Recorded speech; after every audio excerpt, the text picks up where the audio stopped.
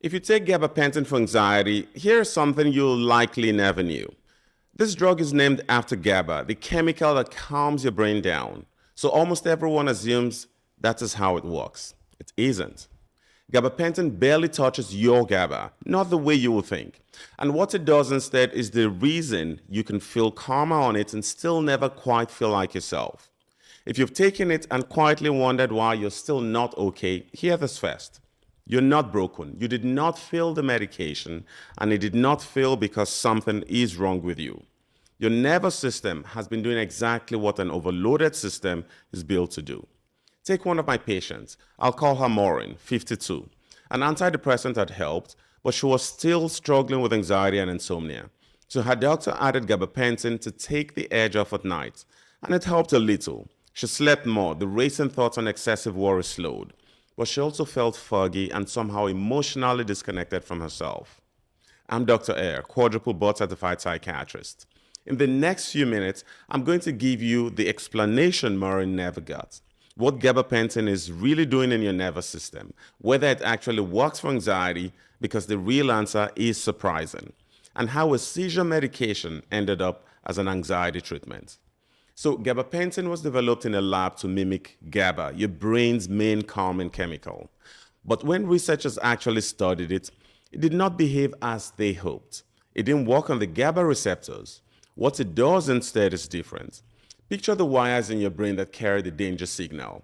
At the end of each wire sits a tiny gate that lets calcium rush in, and that calcium is what fires off your brain's loudest alarm chemical, glutamate.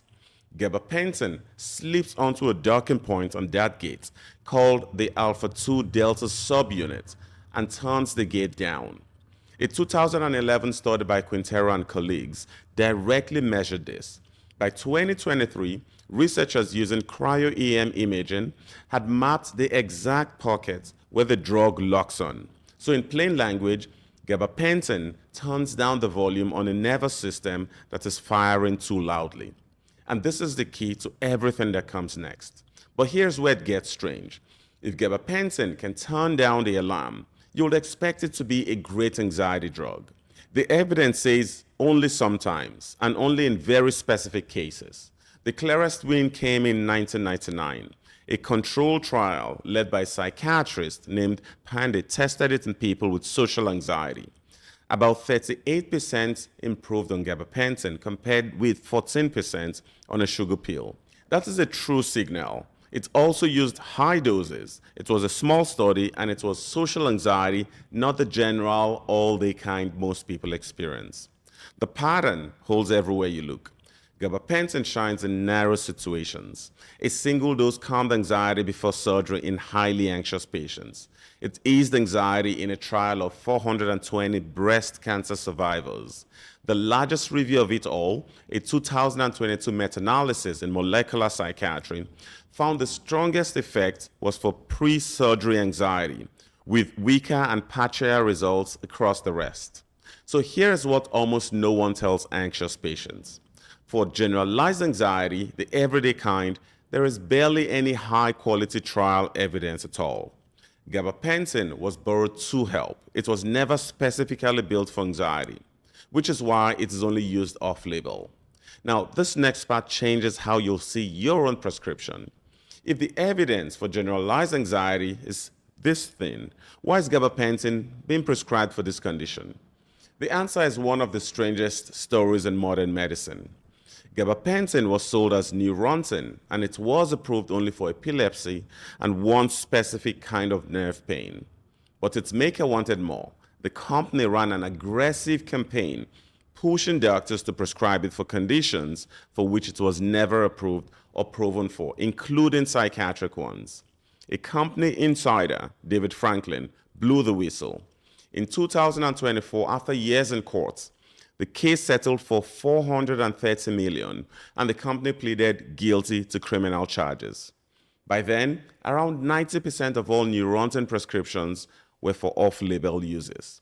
That campaign is long gone. The habit it created never left. Gabapentin had become a medication used off-label for anxiety and other conditions. Decades ago, Valium played a similar role. It was the most prescribed drug in America for years, handed out heavily to overwhelmed women as the safe little pill until its downsides surfaced. Every era seems to get one calm pill sold as the safe one. Gabapentin is just the latest.